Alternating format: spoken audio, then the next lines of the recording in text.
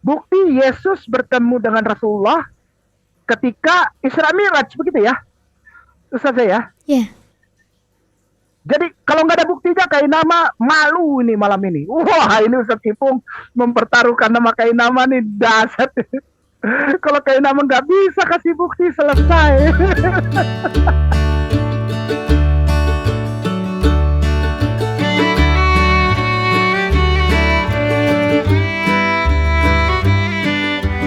Video ini untuk menanggapi pandangan Ustadz Ahmad Kainama, yang menyatakan bahwa Yesus bertemu dengan Muhammad pada peristiwa Isra Miraj, berdasarkan ayat-ayat Alkitab.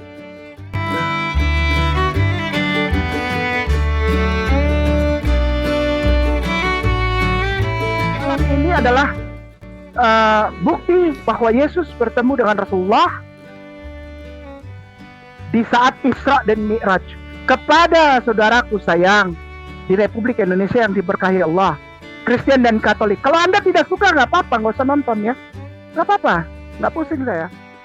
Alamak, kok jadi saya yang pusing? Kok Rasulullah itu bertemu dengan Yesus nggak kaget? Mereka tidak terikat dengan ruang dan waktu. Kita mulai dong. Sudah ya, Isra Mi'raj. Nggak akan kaget Yesus ketemu, nggak akan kaget ketemu baginda Rasulullah, nggak akan kaget. Kenapa?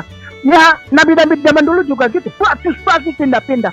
Yuk kita lihat yuk. Menurut Ustadz Kainama, Nabi Yehezkiel, Elia, Musa dan Yesus pernah mengalami peristiwa Isra dan Miraj. Musa melakukan Isra ketika ia melarikan diri dari Mesir ke Midian.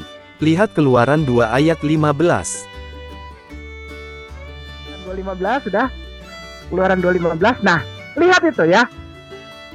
Tetapi Musa melarikan diri dari hadapan Firaun dan tiba di tanah Midian, Arabia Felix di Mekah. Tafsiran yang begitu cetek, hanya karena kata melarikan diri dari hadapan Firaun, lalu duduk-duduk di tepi sebuah sumur di Midian, dikatakan bahwa Musa telah Isra, atau pergi dengan super cepat, seperti naik superbike, superjet.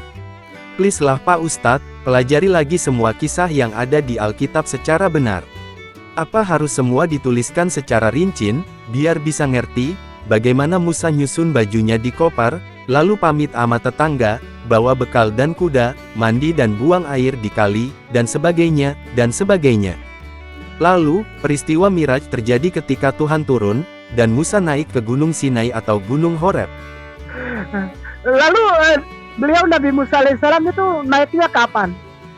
Mirajnya kapan? Oh, waktu yang naik dari Sinai. Aduh. kita nggak bahas ini ya. Cuma saya kalau paling seneng bahas Sinai. Kenapa? Sinai itu nama aslinya Horeb. Horeb itu artinya kalau dalam bahasa Ibraninya itu, dalam bahasa Ibrani kuno itu ya, itu har es itu nur, jadi Jabal Nur. Wah udahlah, nantilah kita baru inilah. Pusing deh, Berbi. Horeb kok sama dengan Jabal Nur? Horeb berarti gunung tandus, kering atau gersang, sedangkan Jabal Nur berarti bukit cahaya atau sinar. Jarak antara keduanya sekitar 1322,5 km.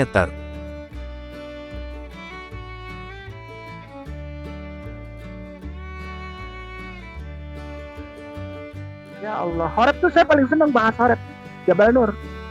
Nah ya, Yehezkiel Isra Miraj, dahsyat luar biasa. Musa, dahsyat Isra Mirajnya.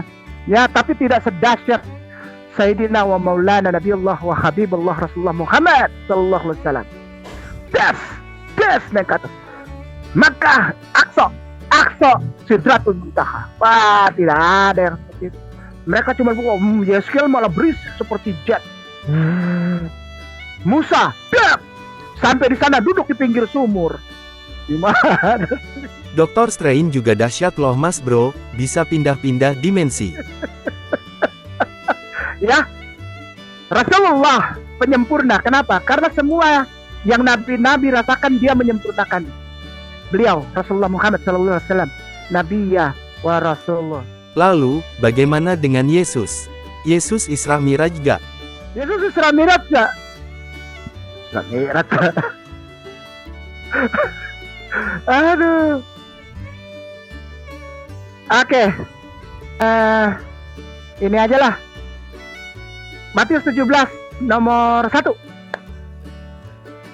Nomor 1. Matius 17 nomor 1. Ayat Pak Ustadz, ayat ya. Bacanya, Matius 17 ayat 1. Bukan Matius 17 nomor 1. 6 hari kemudian Yesus membawa Petrus, Yakobus, dan Yohanes saudaranya, dan bersama-sama dengan mereka ia naik ke sebuah gunung yang tinggi. Di situ mereka sendiri saja. 2. Pemirsa langsung screenshot kalau dibuka begini ya pemirsa ya. Sayangku, pemirsa yang aku hormati, silakan saja. Lalu Yesus berubah rupa di depan mata mereka. Wajahnya bercahaya seperti matahari, dan pakaiannya menjadi putih bersinar seperti terang. 3.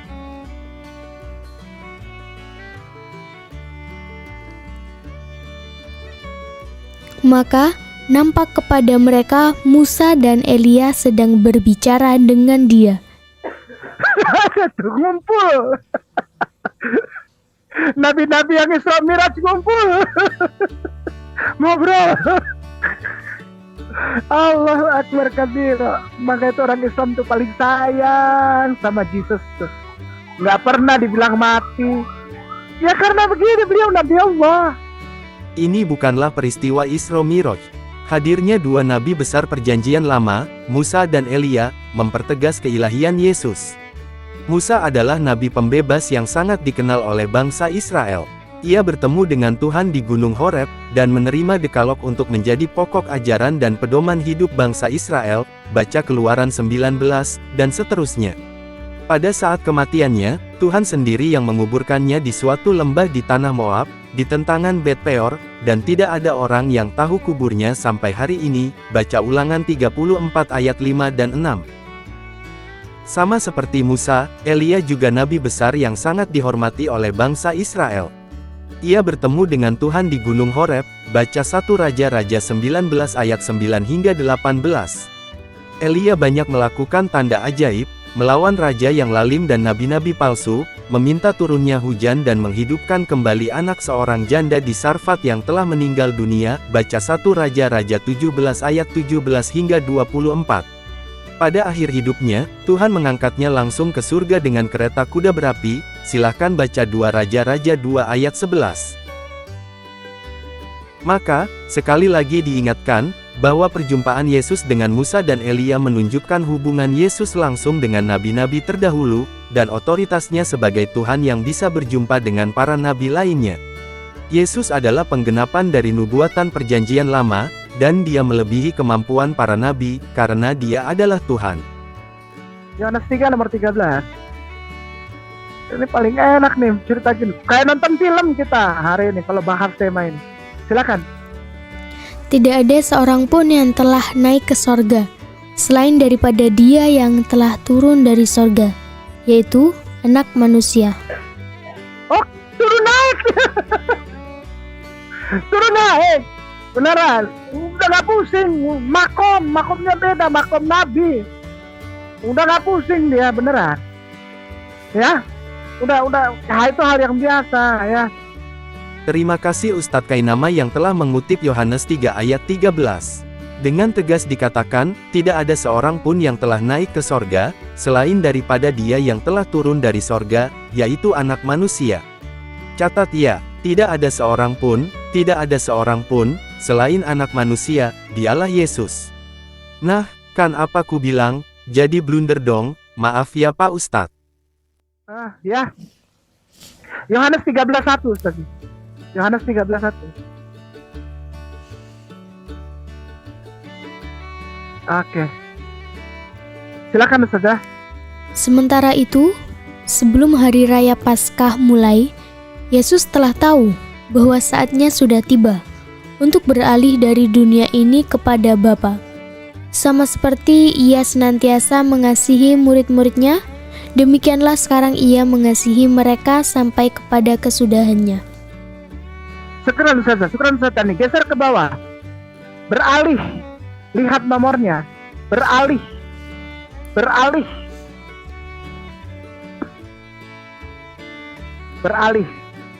Matebaino, oke. 3327 ke blue letter yang tadi. Cari blue letter 3 mundur dulu ya. G 3327. G 3327. G bukan H, G.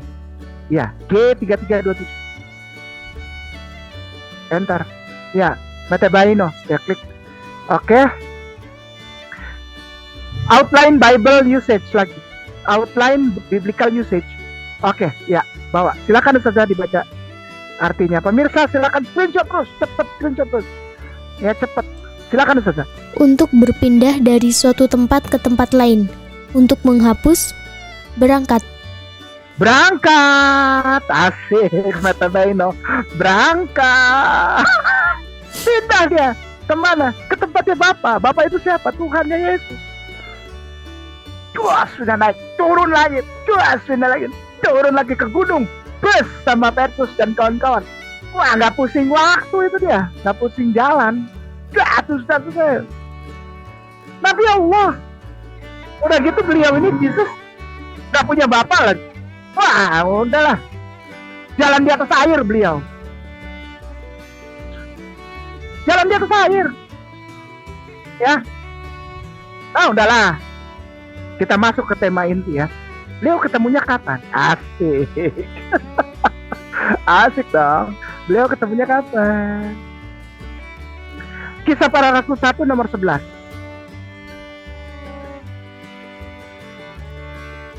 Dan berkata kepada mereka, "Hai orang-orang Galilea, mengapakah kamu berdiri melihat ke langit? Yesus ini yang terangkat ke sorga meninggalkan kamu, akan datang kembali dengan cara yang sama seperti kamu melihat dia naik ke sorga." Oke, Ustazah. Nah, naik yang ini dia baru akan bertemu dengan Rasulullah nih. Oh, Ustaz kayak ngarang asumsi. Enggak lah. Ini kan semua dari ayat Bible, gimana? Mana berani saya asumsi? Mana berani saya tafsir-tafsir? Ini kan ngikutin Bible. Nggak ada Al-Quran sama sekali, nggak ada hadis sama sekali. Ini Bible yang bilang. Yehezkiel Bible, Musa Bible, Elia Bible, Jesus Bible. Ya, nah turun malah dia. Ya, bersama Petrus, buat ke gunung, balik lagi ke kota Yerusalem, balik lagi, jalan di atas air, nggak pusing dia. Ya, baik. Benar Pak Ustadz, semuanya dari Bible, tapi cara kutip dan tafsirnya yang gak benar. Metode cocokologi ini di sekolah minggu juga gak laku, Pak Ustadz. Masa si doktor teologi dari Israel, nafsirnya kayak apa gitu loh. Belajar lagi hermeneutik atau metodologi tafsir Alkitab ya. Semangat ya Pak Ustadz. Nah sekarang dia terangkat lagi. Yesus tidak naik ke surga sendiri.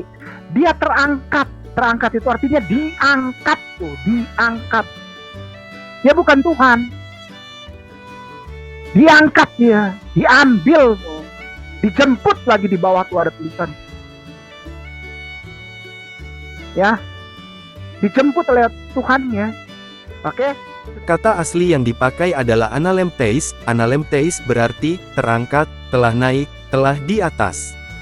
Salah satu fungsi awalanter adalah untuk menyatakan sesuatu terjadi secara tiba-tiba, spontan dan pasti. Awalanter pada kata angkat dalam nats ini untuk menegaskan bahwa Yesus telah naik ke sorga secara spontan dan perlahan, disaksikan oleh para murid yang penuh rasa kagum, sampai mereka tidak bisa melihat Yesus lagi. Peristiwa ini menegaskan kuasa dan kemuliaan Yesus. Ia tidak berasal dari dunia ini, naik ke surga oleh kuasanya sendiri.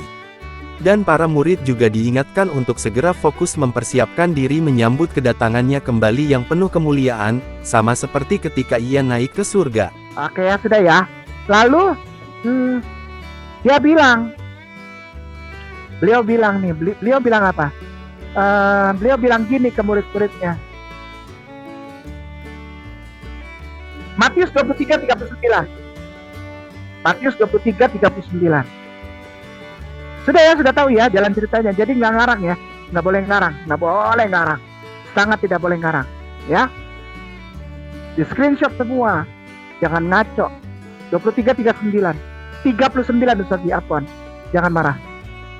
39. Silakan Ustaz.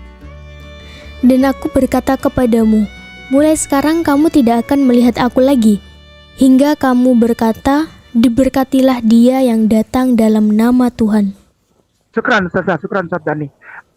Kamu para murid Yesus Hawariun tidak akan melihat Yesus lagi. Ya, sampai kamu berkata akan datang nih orang yang lain. Sampai datang orang lain yang akan Yesus temui. Baca dong pelan-pelan. Dan aku berkata kepadamu, mulai sekarang kamu tidak akan melihat aku lagi. Karena Yesus sudah naik kan tadi ya, di atas kubah itu ya. Dia naik di atas kubah ya. Udah ngerti ya? Bener nih, janji ya. Ini kubah ya. Melendung gitu. Buminya rata. Ada kubah. Dia keluar dari situ, naik. Lalu dia bilang, engkau yang di bawah, Hawariun, tidak melihat aku lagi. Ya, hingga kamu berkata, diberkatilah dia yang datang dalam nama Tuhan. Dia, bukan Yesus. Yesusnya kan naik, ngerti ya? Yesusnya naik tembus, puas gitu ya, sampai ke atas ya.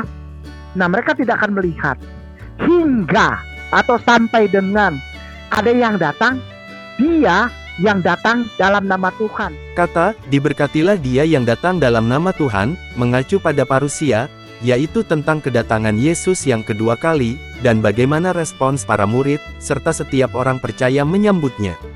Dia yang dimaksud, jelaslah Yesus sendiri, bukan yang lain, apalagi orang yang jauh jarak dan interval waktunya, sampai lebih 570 tahun. Kitab Suci Mobi, Ustaz. Kitab Suci Mobi Arabnya 23:39.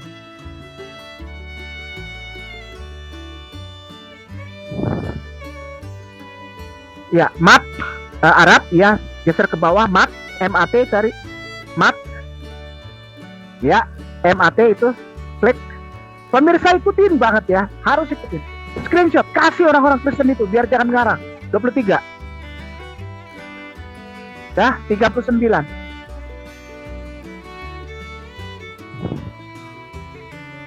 Oke, silakan Ustazah. Fa inni uakidu lakum anakum lantaroini ba'dal an ila ayatiya waktun taquluna fihi tabarakal ati bismillah. Ustazah sekali lagi dong, berani. Fa inni uakidu lakum anakum lantarawni ba'dal an ila ayatiya waktun taquluna fihi tabarakal ati bismillah. Tanda yang akan bertemu dengan Yesus adalah laki-laki itu. Allati bismillah. Dia mengucapkan bismillah. Yesus pernah bilang bismillah? Cari di Bible. Nah, ini untuk yang datang, yang akan bertemu setelah dia just naik ke atas itu. Dia akan bertemu dengan dia yang berkata bismillah. Di atas itu ada yang akan bertemu dengan dia yang mengucapkan bismillah. Tentulah Yesus tidak pernah mengucapkan secara langsung kata bismillah, karena dia tidak menggunakan bahasa Arab selama hidupnya, melainkan bahasa Aramaik. Tapi omong-omong, yang baru Ustadz dan Ustazah baca itu, Al-Quran atau Bible bahasa Arab ya, kok ada kata bismillah. Siapa sih yang ngucapin itu? Pastilah Yesus. Nomor 6. Wahyu 19 nomor 6. Dah. Ya, silakan Ustazah. Lalu aku mendengar seperti suara himpunan besar orang banyak, seperti desau air bah, dan seperti deru guruh yang hebat. Katanya, haleluya, karena Tuhan, Allah kita yang Maha Kuasa telah menjadi Raja. 7, Ustaz. Pemirsa screenshot terus. Ya, 7 Ustaz. Marilah kita bersuka cita dan bersorak-sorai dan memuliakan Dia, karena hari perkawinan anak domba telah tiba dan pengantinnya telah siap sedia. Sekarang, perhatikan. Yesus naik, des ke atas. Dia bilang tadi, aku akan bertemu dengan seseorang yang mengucapkan bismillah. Oke, pelan-pelan, pegang ini. Pegang, ini bukan asumsi, bukan. Yang tadi kita baca, ya Allah. Tolong jangan asumsi, tolong jangan tafsir. Tidak boleh tafsir, ikutin aja bacaannya. Bilangnya, tolong jangan tafsir. Ikutin aja bacaannya. Gak taunya, Pak Ustadz sudah nafsir teros, kurang pas pula lagi tafsirannya. Kan gak enak, kalau saya bilang, belajar lagi deh Pak Ustadz, ilmu tafsir di Fakultas Usuluddin. Ya, naik dia, tembus ke kubah, dia tembus, ke atas. Dan di atas dia bertemu dengan dia yang berkata bismillah. Ya, kapan itu? Ini ada sekumpulan apa? Lagi bersukacita dan lagi bersorak-sorai di mana? Di atas itu tadi. Di atas kubah tadi itu yang tadi kita baca ya. Karena apa? Karena Yesus adalah anak domba, benar? Yesus adalah anak domba dan pengantinnya telah siap sedia. Dia mau married. Geser ke bawah perkawinan Ustaz. Gamos. Bukan masalah bohong-bohong, enggak ada ini apa istilahnya, ini gambaran atau bahasa apa ya, bahasa penggambaran. Enggak, gamos merit dia, ya. Gamos bukan bahasa apa namanya Ustaz, kalau yang menggambarkan itu bahasa apa namanya? Kiasan. Apa ya? Kiasan. Enggak ada kiasan, orang gamos. Merit tuh. Wedding, marriage festival. Wedding banquet, wedding feast, marriage, matrimony, merit. Dia ke atas tuh merit. Nah, balik lagi Ustaz. Balik lagi, ya. Setelah itu kita lihat perkawinan udah gamos. Pengantin, ada pengantinnya. Ya, gune itu artinya istrinya, istri, wife tuh. Mempelai itu. Blok lagi tuh Ustaz, biar di screenshot penonton kita. Perempuan, istri, pengantin, mempelai itu. Gune. Pak Ustadz, mikirnya kok kawin terus sih, udah gak sabar mau gendongin 70 bidadari sorga ya. Bagi-bagi dong, please deh Pak Ustadz, kitab Wahyu itu penuh dengan simbol-simbol dan metafora. Jangan rigid, parsial dan harfiah memahaminya, nanti jadi stres dan stroke loh, Pak Ustadz. Ya, acara pesta kawin kan ya, biar nggak ngarang. Ya, 97, sekarang 8.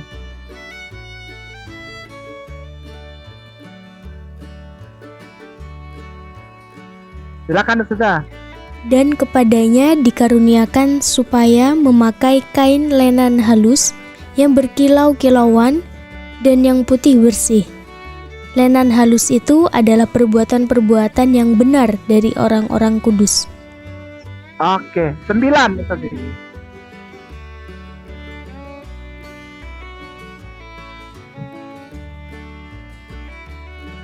Ya, 9 Ustaz. Ya, sekarang. Lalu silakan. Ia berkata kepadaku, tuliskanlah, berbahagialah mereka yang diundang ke perjamuan kawin anak domba.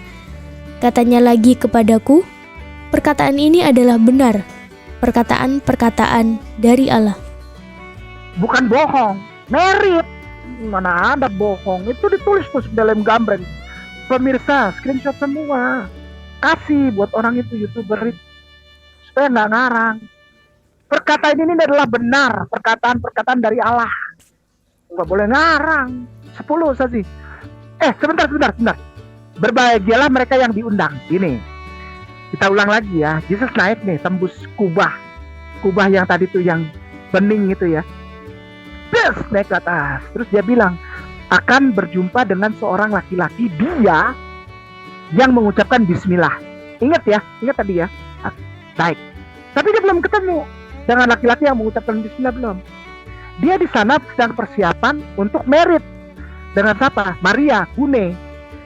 Gamos, merit. Istrinya Gune. Gunenya siapa? Maria, jelas. Ya, di atas tuh. Pesta kawin, bahkan. Nah, lalu ada tulisan, berbahagialah mereka yang diundang. Pegang nih, Berarti ada undangan yang datang. Ngerti ya? Oke. 10. Berarti, Yesus dan Maria, 2 kali nikahnya ya Pak Ustadz, sekali di bumi, sekali di sorga. Eneng-eneng wae, say nadi bahendo. Dengerin ya Pak Ustadz, pernikahan itu adalah simbol kebahagiaan personal, dan juga sosial, penuh dengan sukacita, kesetiaan, dan kekudusan. Gereja dan seluruh orang percaya, adalah mempelai pengantin anak domba, yaitu Yesus, sebagai gambaran ikatan kudus, yang begitu kuat, dan penuh kesetiaan. Jadi, jangan harfiah dong, Pak Ustadz, jadi malu awak.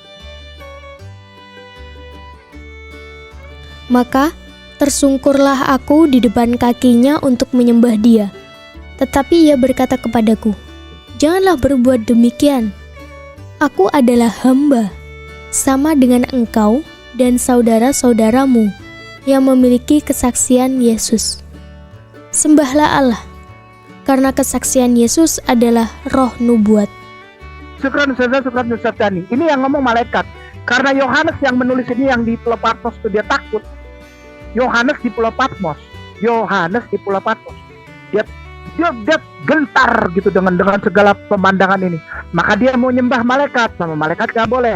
Sembahlah Allah. Jangan sembah Yesus tuh, baca segede lem gambreng. Baca, berhenti sembah Yesus. Tuh, baca. Sembahlah Allah. Sembahlah Allah. Sekali lagi, sembahlah Allah. Udah ya. Betul. Sembahlah Allah, karena kesaksian Yesus adalah roh nubuat. Kelihatan jelas, teologi Trinitasnya ya Pak Ustadz. Satu kesatuan yang utuh, Allah, Yesus dan roh nubuat. Pasti tambah bingung deh, Pak Ustadz. Ada undangan nih. Wow, datang kan. Yohanes takut. Nah, pada saat dia dikatakan jangan mbah, kata malaikat. Sembahlah Allah. Udah, kita lagi di pesta, masa kamu nyembah-nyembah. Ini pesta kawin ini. Ada undangan datang. 11-nya, kita lihat siapa yang datang undangan. Undangan yang datang siapa? Lalu, aku melihat sorga terbuka. Sesungguhnya, ada seekor kuda putih, dan ia yang menungganginya bernama Yang Setia dan Yang Benar. Ia menghakimi dan berperang dengan adil. Screenshot pemirsa ya. Kitab suci Mobi. Wahyu 19:11.